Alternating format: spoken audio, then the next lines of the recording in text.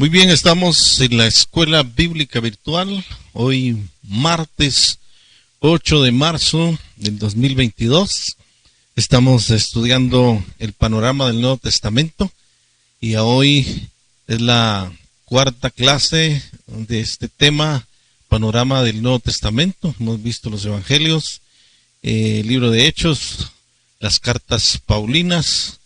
Empezamos a ver las cartas universales, vimos hasta Santiago, ¿verdad? Hoy nos toca las cartas de Pedro, las cartas de Juan, Judas y Apocalipsis. Así que vamos a iniciar con la primera carta del apóstol Pedro. Primera carta del apóstol Pedro esta noche, y como ha sido nuestra dinámica, hay una parte que les dictamos y luego nosotros comentamos del libro, y ya vamos entonces ya cuando nosotros comentamos solo escriben lo que más les interesa, el Señor les habla.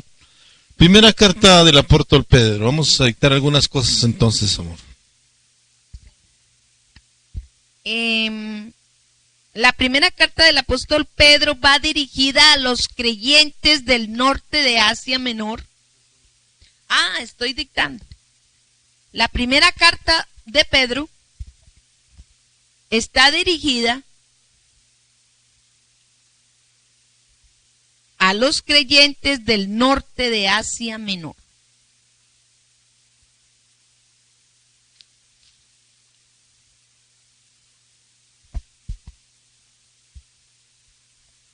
Que sufrían en medio de una intensa persecución. Que sufría en medio de una intensa persecución, y los exhorta a mantenerse fieles bajo la opresión. Sufrían en medio de una intensa persecución y los exhorta a mantenerse fieles bajo opresión. Esta carta se dice que Pedro la escribió en el año 62 al año 64 después de Cristo. Pedro escribió esta carta más o menos en esa fecha estimada entre el 62 y 64 después de Cristo. Y los temas que abarca el libro de Pedro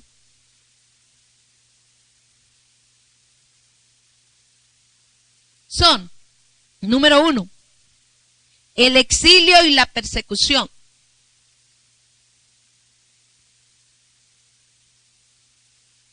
Número 1, el exilio y la persecución. Número 2, el sufrimiento. Número 2, el sufrimiento. Número 3, la herencia eterna. Amén. Hasta ahí el dictado, y ahorita comentamos acerca de la primera carta del apóstol Pedro, ¿verdad? Uh-huh. Dijimos que es como dice la Reina Valera en el capítulo 1, verso 1, Pedro, apóstol de Jesucristo, a los expatriados. Ay, vea, pues, o sea, todos los que habían salido. Todos los que salieron durante el tiempo de la persecución, cuando el número de discípulos empezó a aumentar. Uh-huh. Y también se dice que, como recordemos que los primeros creyentes fueron los que estuvieron en el derramamiento del Espíritu Santo. Ajá. Entonces, había muchos extranjeros también allí en Jerusalén. Luego regresaron a sus tierras, y por lo tanto esta epístola se vuelve universal, porque aparte de que se dirigió a los primeros en ese día de Pentecostés que se convirtieron, también nos habla hoy a nosotros, ¿verdad? Y Pedro empieza hablándoles de una esperanza viva, ¿verdad? La esperanza de gloria que es nuestro Señor Jesucristo. Por ejemplo, uno de los textos que me gusta mucho aquí en el capítulo 1, verso 8, dice... En Primera de Pedro. Primera de Pedro 1:8. Estamos viendo Primera de Pedro. Dice, a quien amáis sin haberle visto, en quien creyendo, aunque ahora no lo veáis, os alegráis con gozo inefable y glorioso. O sea, en medio de la persecución y la opresión, Pedro le dice que aman al Señor, dice, sin haberle visto, sino solamente creyendo, ¿verdad? Los llama también igualmente en capítulo 1, verso 13, ahí habla llamamiento a una vida santa, ¿verdad? Una vida consagrada al Señor, una vida apartada del mundo, ¿verdad? Del sistema del mundo. Otro versículo muy clave aquí en el primera de Pedro, dice el verso 19, 1:19, 18 y 19, sabiendo que fuisteis rescatados de vuestra vana manera de vivir, la cual recibisteis de vuestros padres, no con cosas corruptibles como oro o plata, sino con la sangre preciosa de Cristo, como de un cordero sin mancha y sin contaminación. Verso 20 dice, ya destinado desde antes de la fundación del mundo, pero manifestado en los postreros tiempos por amor de vosotros. Pedro está afirmándoles en su fe, ¿verdad? Porque están viviendo una persecución, entonces Pedro les afirma, les afirma en la fe, hablándoles del poder de la sangre de Jesús que los compró del pecado. Bueno. Por eso ahí les dictaba yo que uno de los temas es de Pedro, a la primera carta de Pedro es el exilio y la persecución por causa del Jesucristo y el sufrimiento que ellos tuvieron que padecer por causa de la fe. Así es. Después, pero ellos sabían que Pedro les estaba hablando sobre la herencia eterna que tenemos como hijos de Dios, la herencia de nuestro Señor, que nos ha dejado nuestro Señor Jesucristo.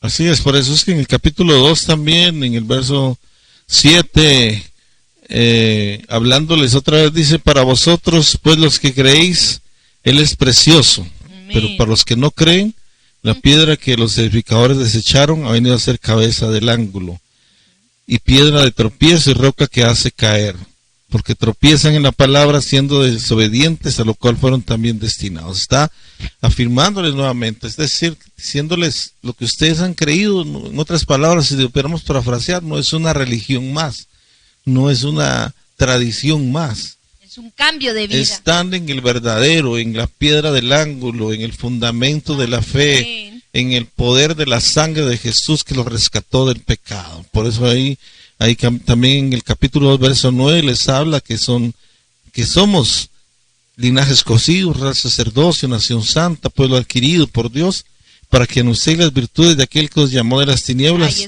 a su luz admirable. Sí. Y vuelve y exhorta a vivir como siervos de Dios.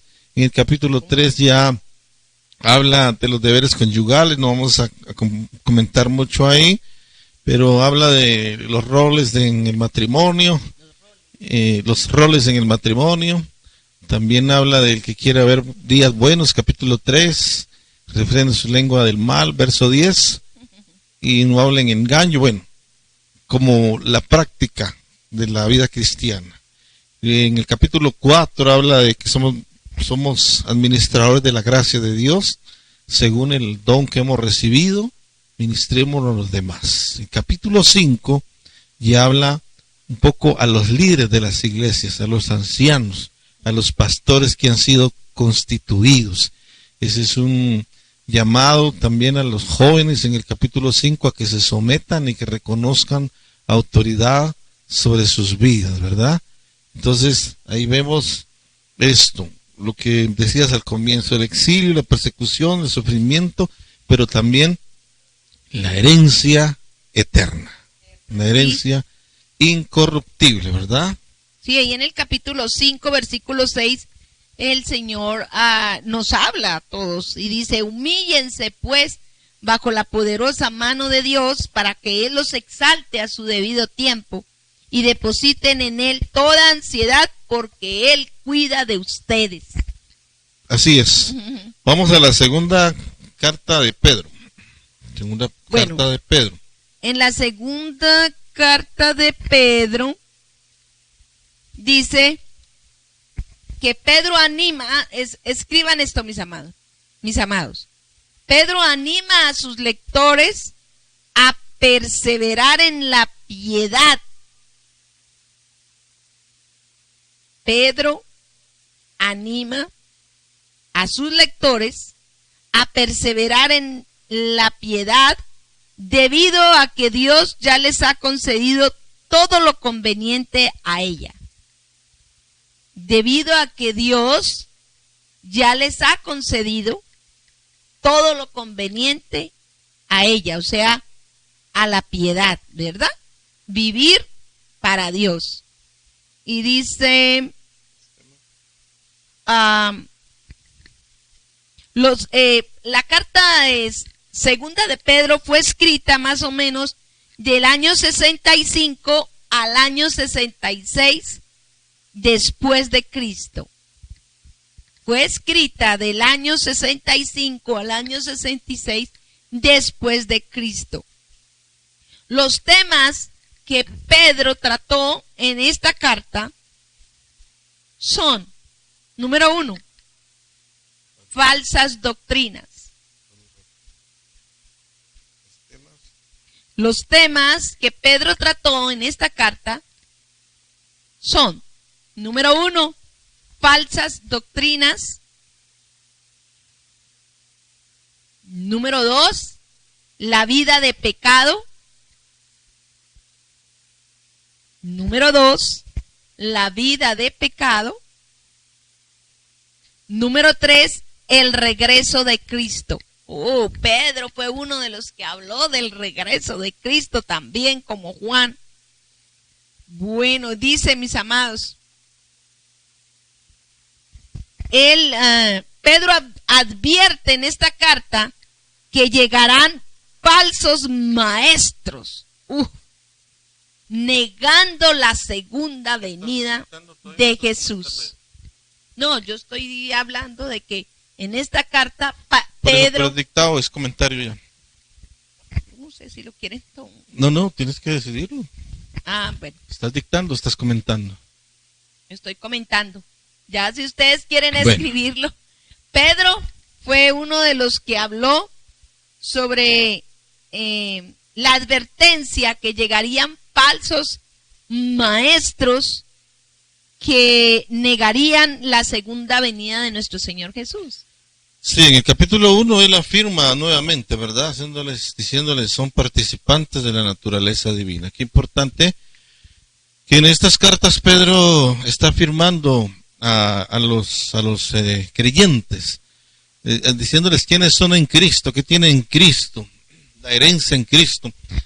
Y también en el capítulo 2 habla de los falsos profetas y falsos maestros, ¿verdad? Que dice que están introduciendo herejías destructivas, ¿verdad? En el capítulo 3 ya habla de la venida, el día del Señor vendrá, porque hay muchos que están diciendo para ese tiempo que dónde está pues el regreso de Jesús, que tanto que hablaron de que Él volvería y no ha vuelto. Imagínense, dices que se escribió en el año 65.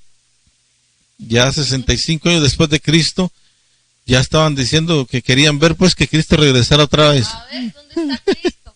Pero Él no ha regresado por causa de sus escogidos, porque Él no quiere que nadie perezca. Y ahora nosotros 2000 años después, más de 2000 años. Más de 2000 años, 2022 años. Esperando la venida del Señor. El regreso. Sí, pero es por amor que Él se ha tardado y por su misericordia.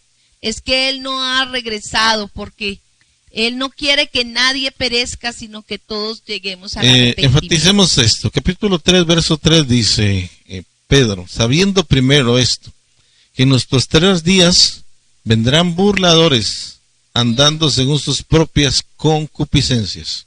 O sea, sus por su manera de pensar. Y diciendo, ¿dónde está la promesa de su advenimiento? Porque desde el día en que los padres durmieron, todas las cosas permanecen así como desde el principio de la creación. Y verso 5 dice Pedro, estos ignoran voluntariamente que en el tiempo antiguo fueron hechos por la palabra de Dios los cielos y también la tierra, que provienen del agua y por el agua subsisten, por lo cual el mundo de entonces pereció anegado en agua. Y aquí viene lo tremendo, verso 7. Entonces profético. Pero los cielos y la tierra que existen ahora están reservados por la misma palabra, guardadas para el fuego en el día del juicio y de la perdición de los hombres impíos.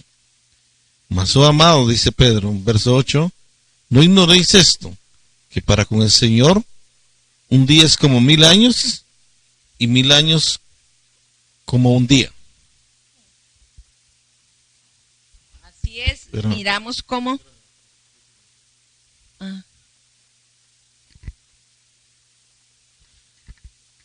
Seguimos. Dice Pedro, el Señor no retarda su promesa, según algunos la tienen por tardanza, verso 9, sino que es paciente para con nosotros, no queriendo que ninguno perezca, sino que todos procedan al arrepentimiento. Pero el día del Señor vendrá como ladrón en la noche, en el cual los cielos pasarán con gran estruendo, y los elementos ardiendo serán deshechos, y la tierra y las obras que en ella hay serán quemadas. Quería resaltar como esta parte profética de la segunda venida del Señor, ¿verdad? Entonces, así como Pedro alienta a la iglesia, les hace ver lo que tienen en Cristo, lo que son en Cristo, también les dice los falsos maestros, pero también les da esperanza, diciendo las cosas un día van a cambiar, vendrá Cristo nuevamente. Claro que ellos igualmente no imaginaban, o mejor dicho, imaginaban que iba a ser pronto el regreso del Señor en ese tiempo. Sí, ¿no? En el año 65 más o menos. Y no, 65, 66, el Señor no ha venido aún. Estamos esperándolo. Por eso Pedro escribió estas cartas, para que estuviésemos preparaditos para cuando esto acontezca. Porque Él va a venir como un ladrón en la noche. ¿Qué quiere decir esto? Que Él no va a estar avisándole, hey, voy a llegar. No, un ladrón llega cuando menos se lo piensa el señor de casa, ¿sí o no? Entonces, si ponemos en contraste esto con Primera Tesalonicenses, donde Pablo habla que sí viene como ladrón, pero para los que no lo están esperando. Pero para los que están esperando, dicen, no los va a tomar como ladrón en la noche. Que estamos preparados. Exacto, y no nos va a tomar por sorpresa, porque los que tenemos a Jesús, vamos a saber, porque vamos a escuchar el sonido de la trompeta. Así dice también Tesalonicenses, claro, ¿verdad? Y vamos a estar preparados. Sí. Por eso es importante el estar preparados, y le hemos dicho, tenemos que estar preparados como si el Señor viniera hoy, ¿verdad? Y podemos planificar como si se fuera a tardar 100 años. Esto es lo importante para que nuestro corazón esté preparado, pero también no nos volvamos irresponsables. Por eso decíamos en otra de las cartas que estudiamos, ¿verdad? Que muchos de las cartas de Pablo, muchos esperaban que Jesús viniera, entonces ya decían, no trabajemos, no estudiemos, no hagamos nada, porque ya Cristo viene, ¿verdad? En la Primera de Tesalonicenses. Bueno, hasta ahí vamos a ir con la Primera de Pedro. Espera, mi amor, aquí en Segunda de Pedro 3. Segunda de Pedro, perdón. Segunda de Pedro. Segunda de Pedro 3, 18 dice, más bien, crezcan en la gracia y en el conocimiento de nuestro Señor Jesús y Salvador Jesucristo. A Él sea la gloria y la honra para siempre. Amén. Con estas palabras finaliza Pedro. Miren, mis amados, más bien crezcan en la gracia y en el conocimiento de nuestro Señor y Salvador Jesucristo. Cristo.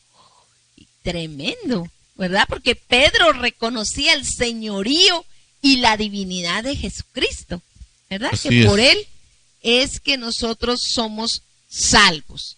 Bueno, vamos entonces a mirar la carta primera de Juan. Primera de Juan. Juan escribe la primera carta. Esto es importante, antes de que entres a dictarles, mencionar así rápidamente que estas cartas de Juan, Juan es el mismo que escribió el Evangelio de Juan y el que escribió por revelación el Apocalipsis. Así ¿Escuchó? es. El mismo que escribió el Evangelio de Juan escribió estas 3 cartas y Es el escribió autor. también el Apocalipsis, el Es autor humano. del Evangelio, el Evangelio de Juan, de San Juan, apóstol, el que escribió las 3 cartas. Vamos a mirar la primera carta de Juan. Juan, escriban esto. Juan hace un resumen de lo que es el verdadero cristianismo de manera muy práctica. Juan hace un resumen de lo que es el verdadero cristianismo de manera muy práctica.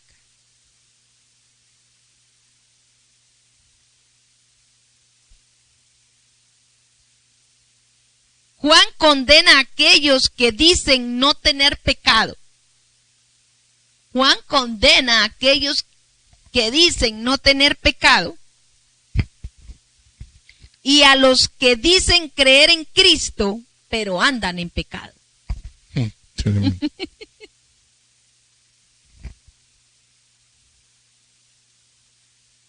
Juan condena a aquellos que dicen no tener pecado y a los que dicen creer en Jesús, en Cristo, pero andan en pecado. El autor de la primera de Juan es Juan, claro. Y fue escrita más o menos del año 75 al año 100 después de Cristo. Fue escrita más o menos, son fechas aproximadas, ¿verdad? Entre el año 75 al año 100 después de Cristo. Los temas.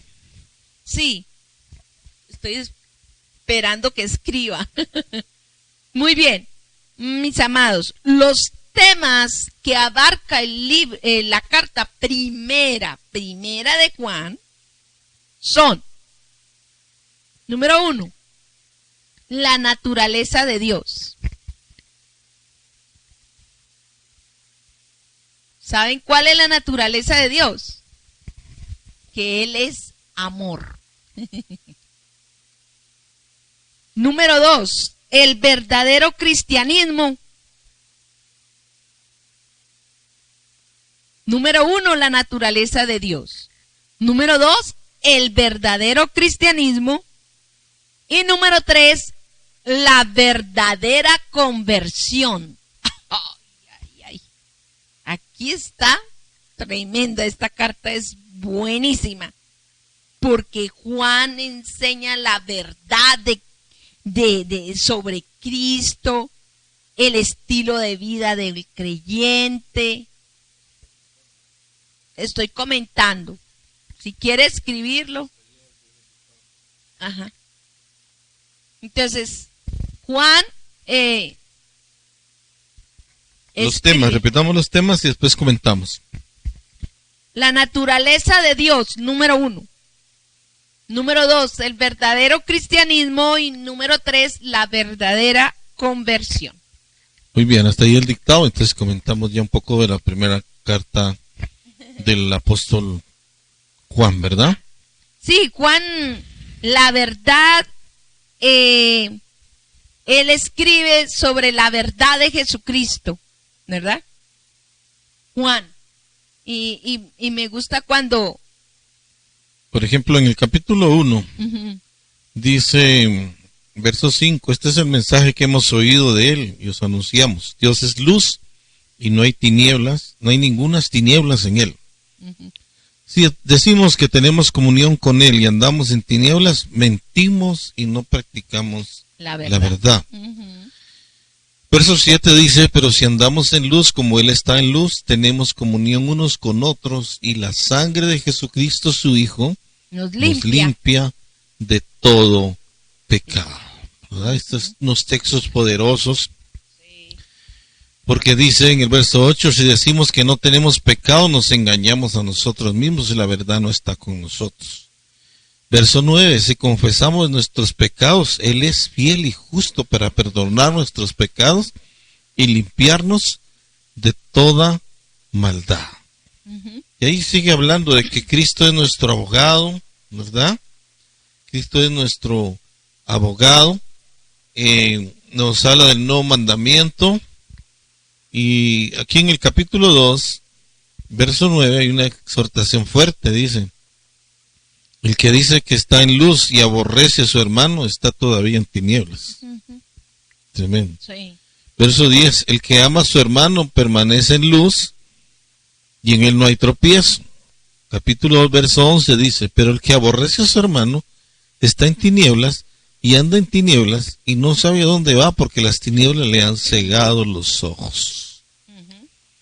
Tremendo. Más que todo, mi amor, mis amados, el capítulo 1 habla sobre la verdad sobre Jesucristo.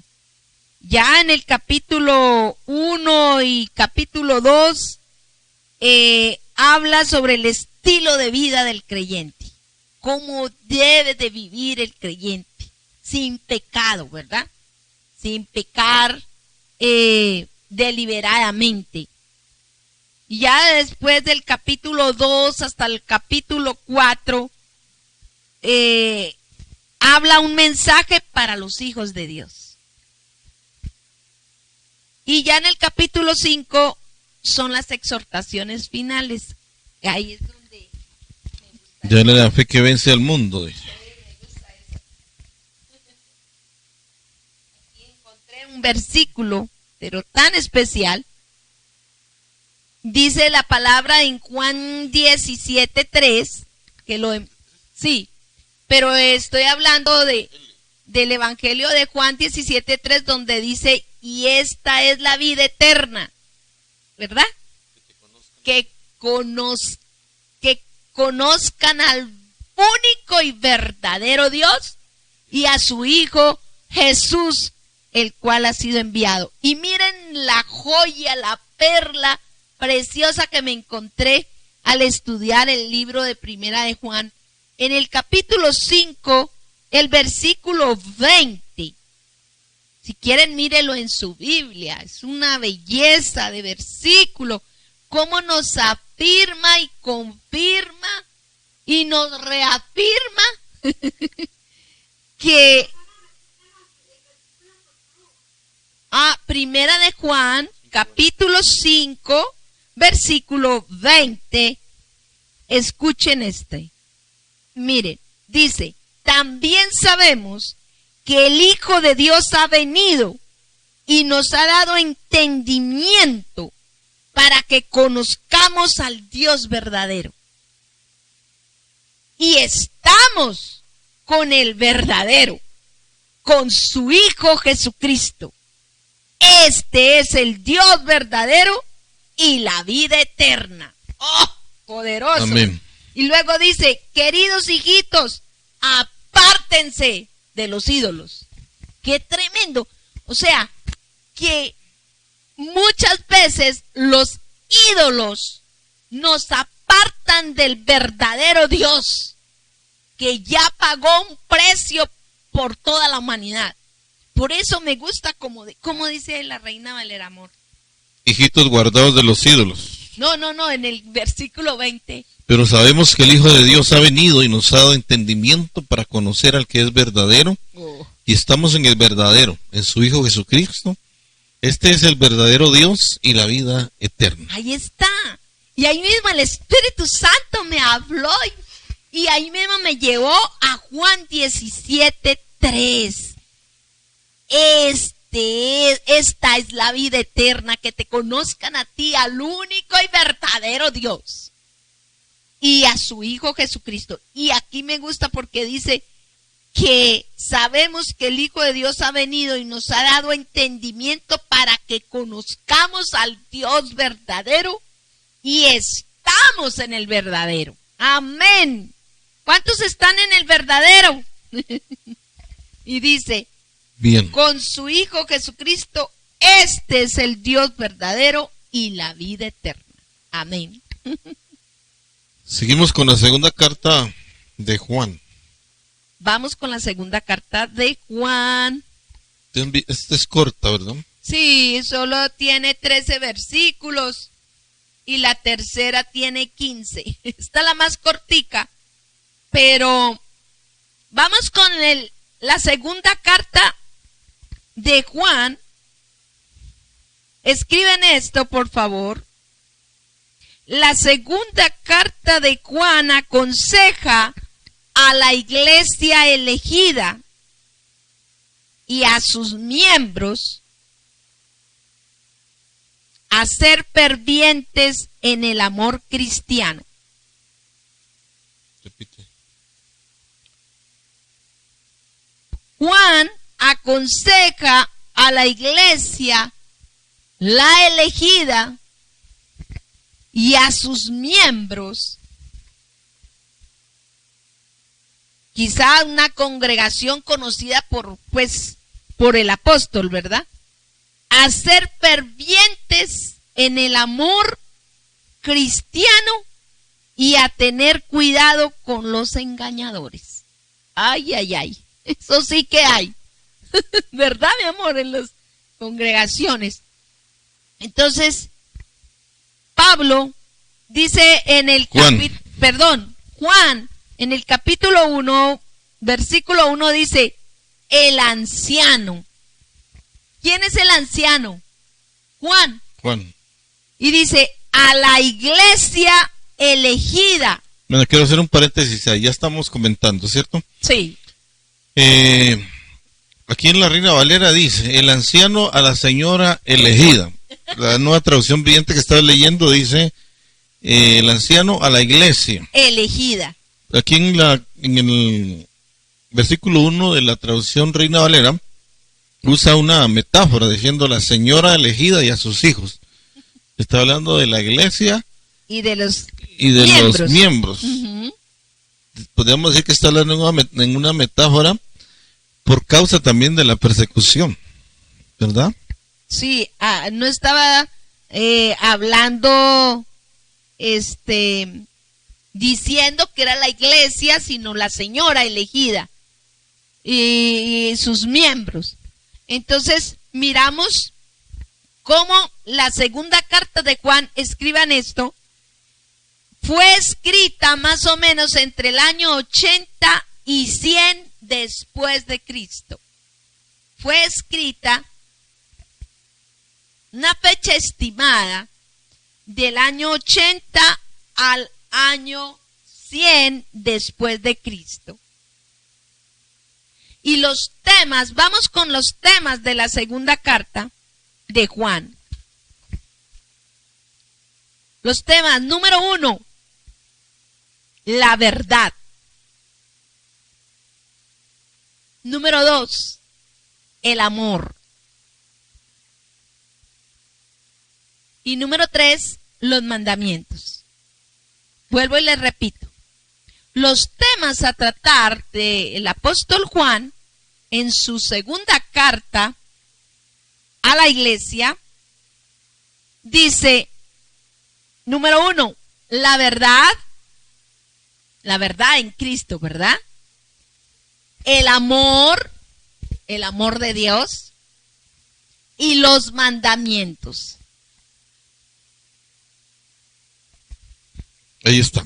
Y comentamos entonces, diciendo pues, no va a ser un comentario largo, pero Pablo enfatiza mucho el amor, ¿cierto? En sus 3 cartas. Sí. Por eso se le llama el apóstol del amor, ¿verdad? Y como él estuvo recostadito en el pecho del Señor Jesús, en su corazoncito. Pero Juan no habla del amor como un sentimiento. No, sino como una acción. Como una ¿verdad? acción. Que Dios es amor. Dios. Y permanecer en la verdad es permanecer en amor. Amén. Y amar al prójimo y no aborrecerlo es permanecer en amor. ¿No es entiendes? permanecer en el amor de Dios, o sea, en Dios. Él habla de Él amor, nos enseña a amar a pesar de pero un no amor incondicional, habla del amor no como sentimiento, entonces, No. ¿verdad? sino como una acción, Como una acción. como hijos de Dios, ¿verdad? Así es. Como herederos de Dios y coherederos de nuestro Señor Jesucristo. Bueno, vamos a la tercera carta del apóstol. Tercera de Juan. Vamos con tercera de Juan. El libro de la tercera de Juan es el libro más breve del Nuevo Testamento. Estoy dictándoles. El libro de la la tercera carta del apóstol Juan es la carta más breve o el libro más breve del Nuevo Testamento. En el original griego.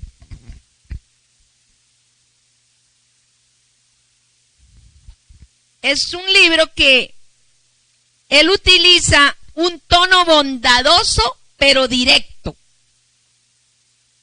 Juan utiliza un tono bondadoso pero directo, que va al grano, como dice por ahí, como el dermatólogo, al grano.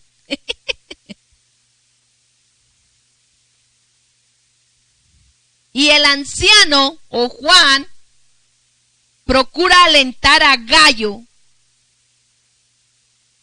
Gallo con la de Y, no gallo de animal. No era un gallo de animal, sino así se llamaba. ¿Sí? Su apellido era Gallo. El anciano a Gallo. Ajá, del anciano a Gallo. Él quería alentar a Gallo, quien podría ser un pastor bajo su supervisión. Dos temas. Vamos con la fecha estimada de la carta. Tercera carta es más o menos, fue escrita del año 80 al año 100 después de Cristo. Del año 80 al año 100 después de Cristo. Los temas. Número 1.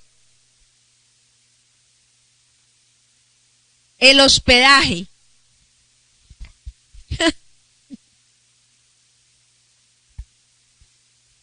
Me gusta esto.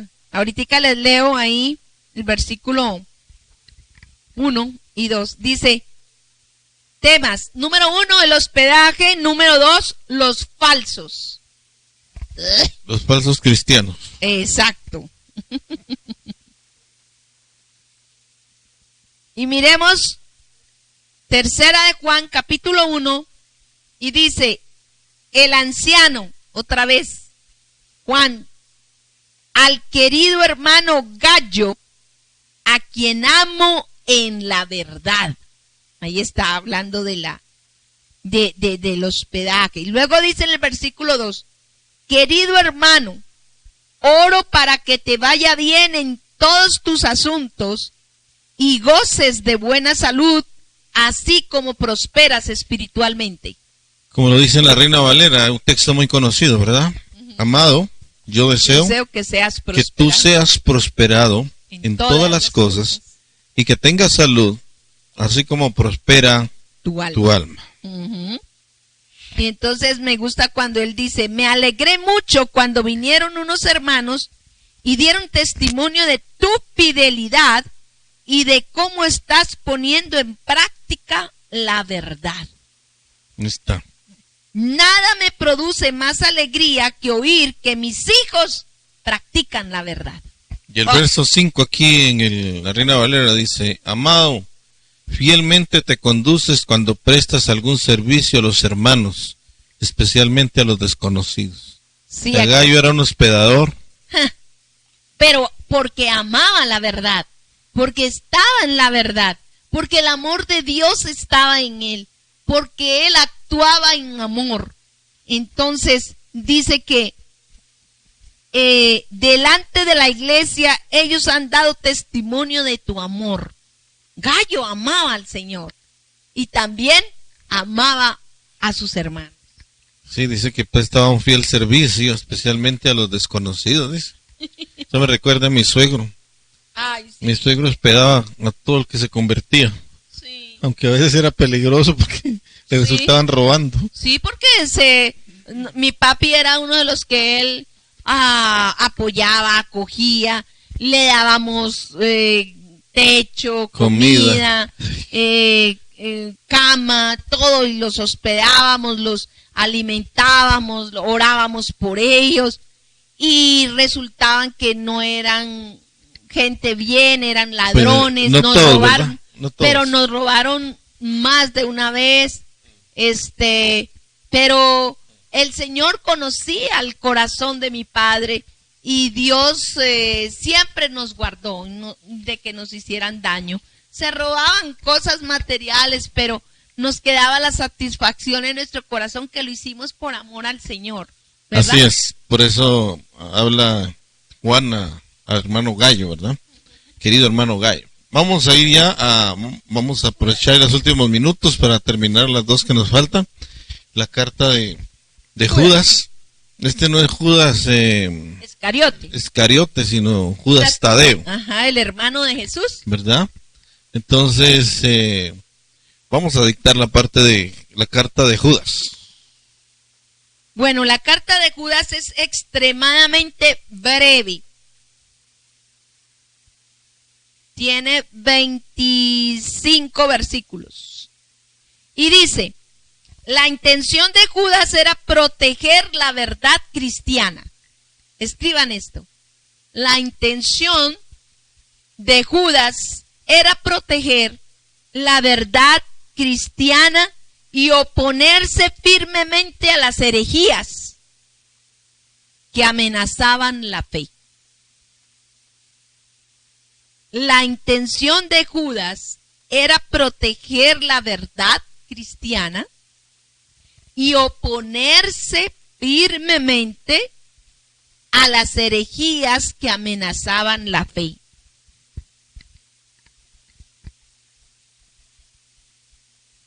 Vamos con la fecha estimada en la que escribió Judas esta carta. Judas, hermano de Jesús. Tremendo. Judas, hermano de Jesús, dice el autor. Judas, hermano de Jesús. O sea, hijo de José y de María. Medio hermano de Jesús. Exacto. Claro, porque Jesús, como era mitad hombre, mitad Dios. No, totalmente hombre, totalmente Dios. Totalmente, sí. Totalmente padre hombre y totalmente de Dios. Jesús era el Padre Celestial. Sí, amor, la claro. María.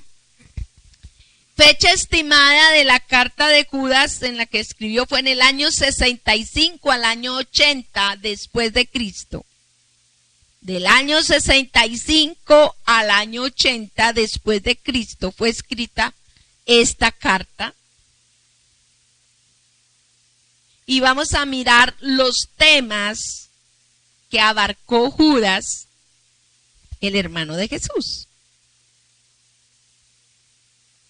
Número 1, contender por la fe. Porque ya había mucha apostasía, ¿verdad? Habían falsas doctrinas y falsos maestros. Claro. Y qué tremendo eso para uno enseñar. Por eso les estamos enseñando a ustedes esto muy minuciosamente, como comiendo pescado, ¿verdad? Para que usted aprenda a conocer la verdad de la palabra. Y esto hizo Judas con su carta. Y dice los temas. Número 1, contender por la fe. No contender de ponerse ¿verdad? discutir. A discutir o a llevar la contraria con la gente, no. Sino a establecer la verdad. Exactamente. Contender por la fe quiere decir que enseñemos la verdad, que enseñando la verdad sabemos cuál es la mentira. ¿Sí o no? Entonces, contender por la fe. Y número 2, el juicio de Dios. Así es.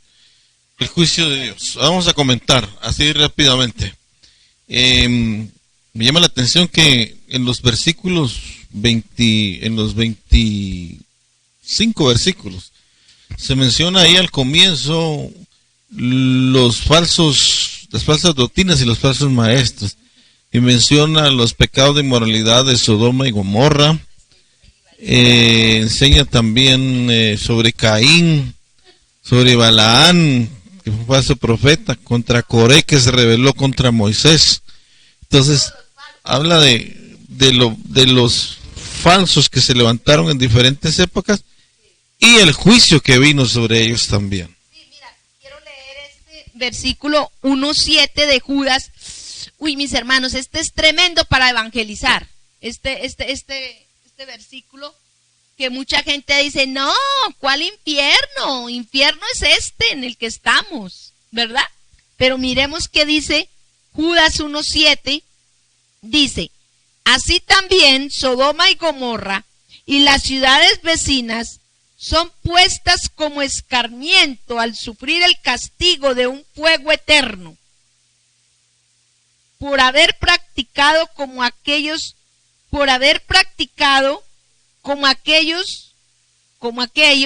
inmoralidad sexual y vicios contra la naturaleza.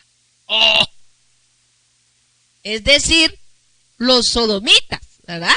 Los homosexuales y las lesbianas y todo pecado de inmoralidad sexual, dice ahí.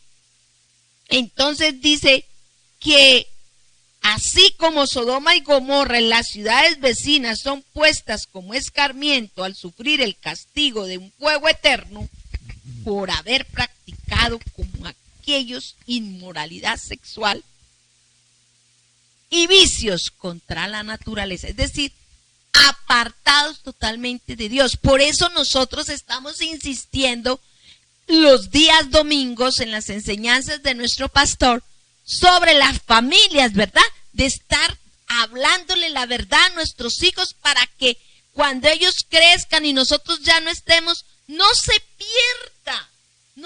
pierda la verdad del evangelio, la verdad de la palabra, y sus vidas no se pierdan, sino que ellos continúen el legado de sus padres hablando y viviendo para Dios.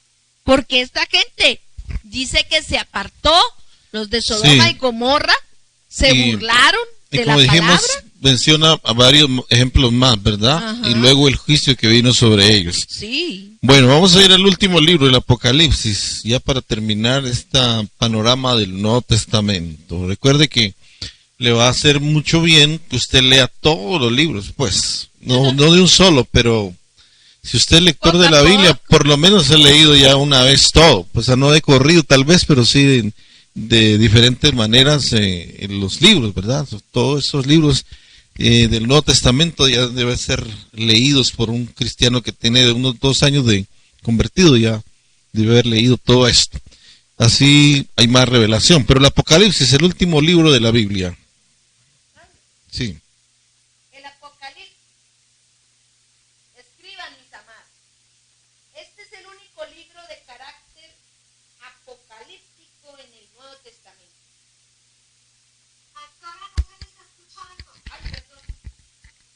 Apocalipsis. Gracias, Ale. Apocalipsis. Este es el único libro de carácter apocalíptico en el Nuevo Testamento, o de revelación. Sí, Apocalipsis también significa revelación, ¿cierto? Ajá, sí, señor. Entonces, dice, el objetivo de Apocalipsis es doble. El objetivo del libro de Apocalipsis es doble. Perdón, no, todavía no he llegado ahí. Es doble. Número 1, dar testimonio de la victoria final de Cristo. Este es el objetivo del libro Apocalipsis. Es doble. Número 1, dar testimonio de la victoria final de Cristo. Dar testimonio final de la victoria de Cristo. Y número 2, animar a los creyentes a perseverar a la luz de esa verdad. Número 2, y animar a los creyentes a perseverar a la luz de esa verdad. ¿Cuál verdad? La victoria final de Cristo.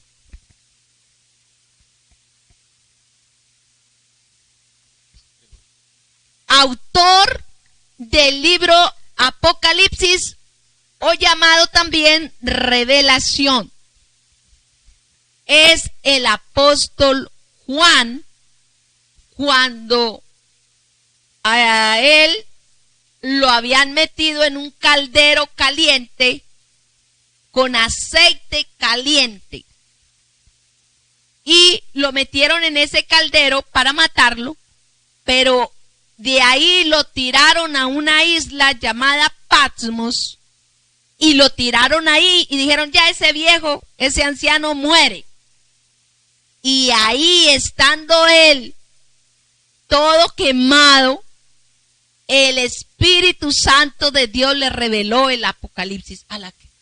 Qué dura prueba para Juan. Así es, el mismo Señor Jesucristo fue el que se le presentó a Juan. El mismo Señor Jesús. El Cristo glorificado. Amén. Cristo glorificado. Y él fue el que le reveló, estando él en esa, yo me imagino que agonía, porque lo metieron en un caldero con aceite caliente.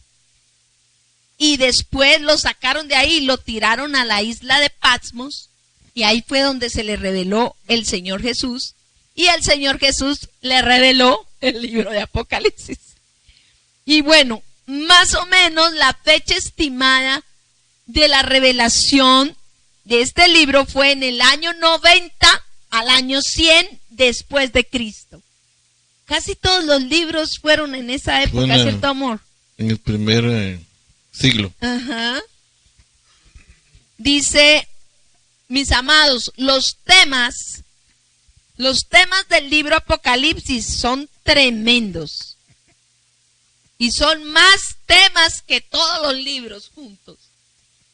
Número 1, el fin de los tiempos. Los temas del libro Apocalipsis o Revelación. Número 1, el fin de los tiempos. Número 2, el juicio de Dios.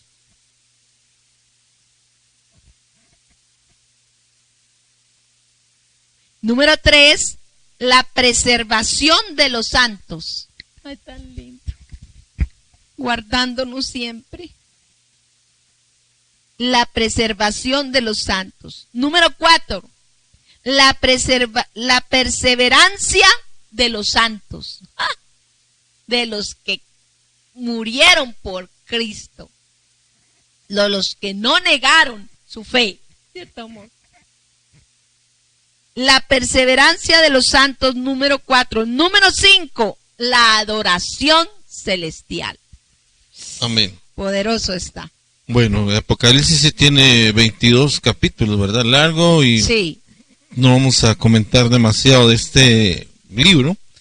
Es para todo eso es un seminario. Un seminario, pero bueno, queremos decir que en este libro de Apocalipsis, ya comentando, en los primeros capítulos está la revelación de Jesucristo, el Cristo glorificado, el que su mirada es como el sol del mediodía, tiene un cinturón de oro, sus pies como el bronce bruñido. Es un Cristo, su rostro como el resplandor del sol a mediodía. Es un Cristo glorificado. Esto muestra primero el Cristo glorificado que venció. Soy el alfa, soy la omega, soy el principio, soy el fin. O sea, fuera de mí no hay nada.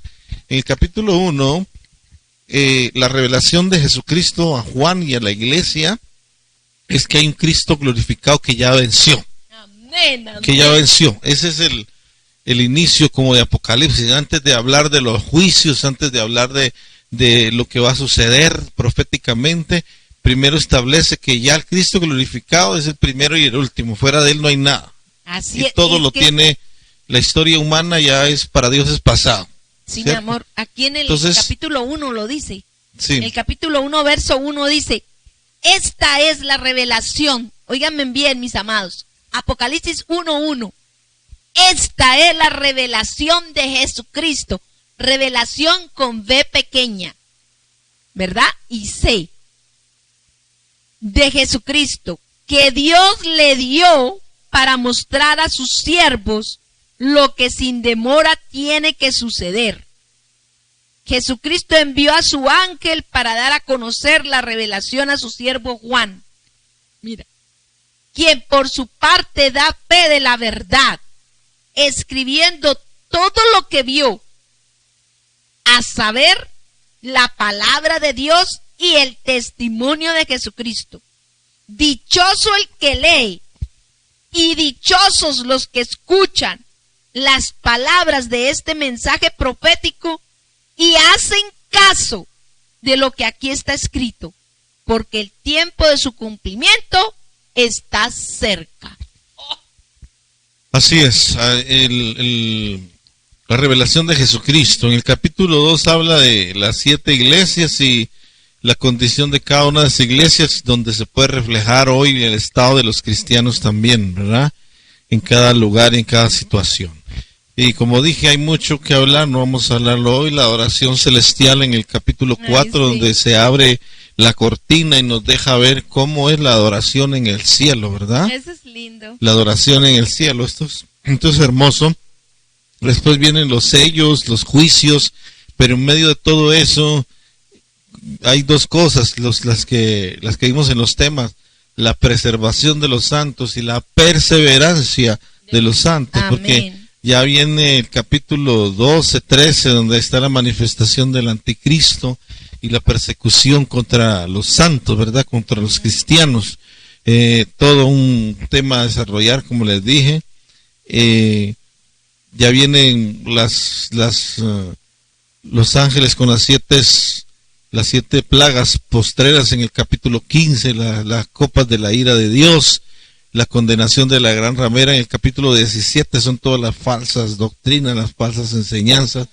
Hay un juicio de Dios. Dios es amor, pero también es fuego consumidor. Pero para todo aquel que ha creído, para todo aquel que ha perseverado en el Señor, pues nosotros, entre otras cosas, sabemos por la profecía escrita, 1 Tesalonicenses, también que en ese tiempo de juicios de Dios sobre la tierra no estará la iglesia, no estarán todos aquellos que hemos creído en Jesús como Señor y Salvador. En el capítulo 20 habla del milenio. Capítulo 19 habla también de las alabanzas en el cielo, de las bodas del Cordero. Esto también es parte de lo que los hijos de Dios vamos a vivir, vamos a experimentar. En el capítulo 20, los 1000 años donde Satanás va a ser encerrado, y esta tierra, el Señor Jesucristo va a mostrar cómo puede caminar y marchar en el orden de Dios por 1000 años. Luego se desata otro poco de tiempo. Satanás, dicen, nosotros no alcanzamos a entender en nuestra mente humana cómo es que lo encierran 1000 años, después lo sueltan otro poco de tiempo. Pero así está escrito, así está escrito. Ya la venida de Cristo, la nueva Jerusalén que desciende del cielo a la tierra, donde los cielos son nuevos y la tierra nueva. Recordemos que en 2 de Pedro vimos que capítulo 3, la tierra va a ser quemada, va a ser purificada por fuego. La tierra no va a ser destruida, pero sí va a ser purificada, sí va a ser destruido todo por fuego, para darle paso a los cielos nuevos y a la tierra nueva. Amén. Y ahí está. Me gusta, mi amor, mira, en el versículo 8 dice, yo Capítulo, Juan, verso 22. capítulo 22, verso 8, dice la palabra, yo Juan, el que vio y oyó todas estas cosas, y cuando lo vi y oí, me postré para adorar al ángel que me había estado mostrando todo esto, pero él me dijo, no, cuidado, soy un siervo como tú, como tus hermanos los profetas y como todos los que cumplen las palabras de este libro. Adora solo a Dios. Y en el versículo 20 del capítulo 22 dice, el que da testimonio de estas cosas dice, sí, vengo pronto. Amén. Ven, Señor Jesús. Que la gracia del Señor Jesús sea con todos. Amén. Maranata, que significa Cristo viene. Maranata. Amén. Y así terminamos el panorama del Nuevo Testamento, ¿verdad?